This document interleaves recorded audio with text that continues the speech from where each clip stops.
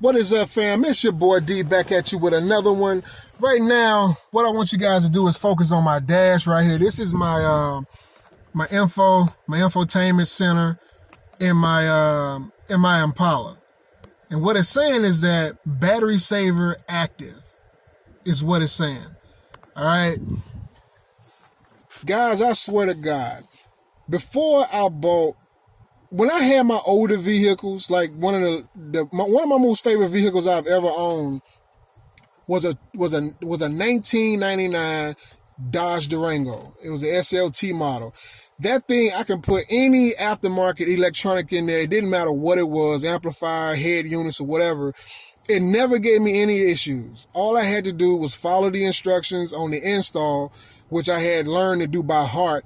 And I always had a seamless install. Everything worked perfectly fine.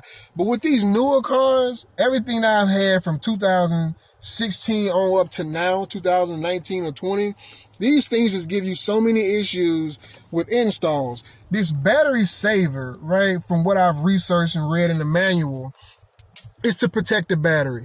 I think what's going on is that when I'm playing my music, this is what I initially thought was going on.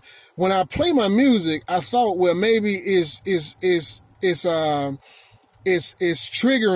being triggered by voltage drops, right? Which you're gonna have. I mean, I've seen guys with tons of alternators, extra batteries, lithium or whatever, and they still get voltage drops.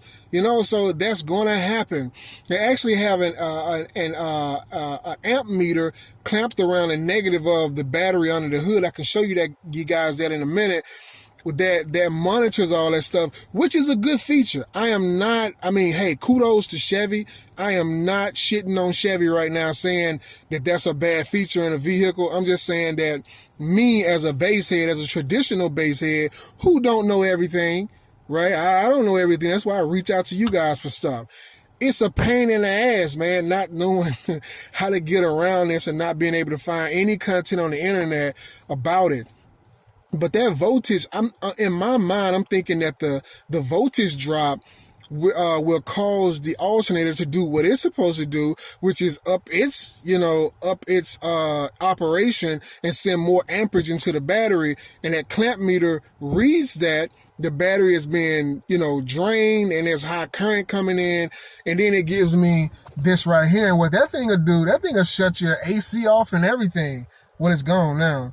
But it'll shut your AC off. It'll turn off components within the car in order to, keep it running functionally. So anything that is not critical to the operation of the engine and the actual running of the car itself, it'll start shutting things off individually. Now, to be honest with you, I've heard horror stories from some people that says that, their AC cuts off, their heater cuts off, other things will turn off in the car.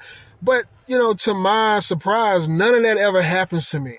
I've never had like my AC cut off on me or anything like that, but that feature will do that. It will turn your AC off. Some people say it'll turn your radio off. It'll do whatever it needs to do to reserve that energy. Now, what I'm thinking is happening is that the reason why my AC doesn't shut off, the reason why none of my systems actually shut off is because it's only doing those hard drops. When my bass is hitting that it senses that and it triggers it, and then it just goes away. Like you just seen it just went away. Now I'm going to tell you that's what I initially thought was going on, right? Initially, I thought that was going on. Now, keep in mind that I do have an aftermarket amplifier in here. Another thing to keep in mind is that it did not start happening until I installed the Audiopipe 2000.1D. It did not happen with the Power Acoustic, but it does happen with the the 2000. The branding name for it is the APMI 2000.1D from Audiopipe, and I'm finna show you guys that in a minute as well. So it's back here now. That's in the trunk. I know you guys probably can't really see that, like talking about it, but I'll pop the trunk for you guys in a minute. But it's back there in the trunk, and that thing slams. I'm not gonna lie, it slams its ass off. And what I know some of you guys are going to say is that, hey, you got a powerful amp in there. You probably need to up the ante on your alternator or add a second battery. Let me show you guys something. And for all you guys who thinking that I should probably do the big 3 upgrade and all that, let me just get that to you guys right. Let me get to that right now for all the guys who are thinking that. So let me pop the hood. As a matter of fact, let me just kill the engine. There's no need for it to be on right now. Just kill the engine.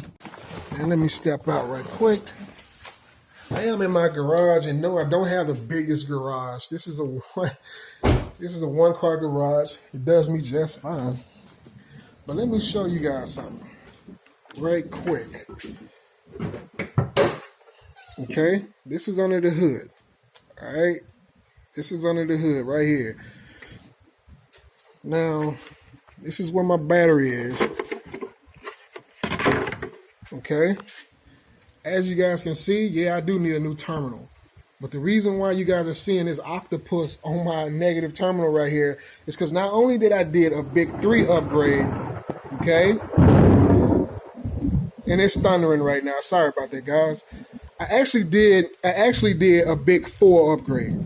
Okay, so there are 2 grounds running from my alternator, and the battery is also grounded in 2 different locations.